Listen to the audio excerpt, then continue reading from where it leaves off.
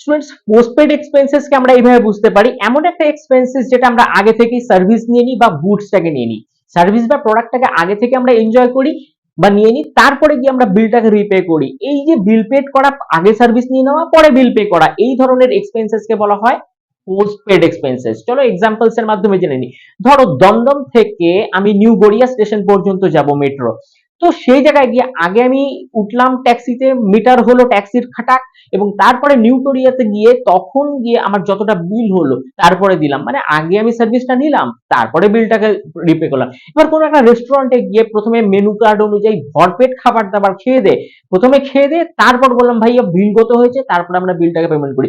আমাদের কোম্পানিতে কোনো একটা স্টাফকে যদি আমি এমপ্লয় করি, তাহলে 1 মাস তাকে দিয়ে সার্ভিস নিয়ে নিই, তারপর 1 মাস পরে তার স্যালারিটাকে আমরা দিই। ঠিক একইভাবে ইলেকট্রিক বিল দিই, যেরকম 3 মাস পরে আমরা ইলেকট্রিক জ্বালানোর 3 মাস পরে আমাদের কাছে একটা মিটারের বিল আসে, সেই রিডিং অনুযায়ী আমরা ইউনিট প্রতি টাকা পে করি, মানে আগে সার্ভিসটা প্রতি ক্ষেত্রে নিয়ে নিচ্ছি, পরে গিয়ে বিল রিপে করছি। এরকম সার্কামস্ট্যান্সেস যখন সিচুয়েশনসে আমাকে টাকা পে করতে হয়, এই এক্সপেন্সেস গুলোকে বলা হয় পোস্টপেড এক্সপেন্সেস।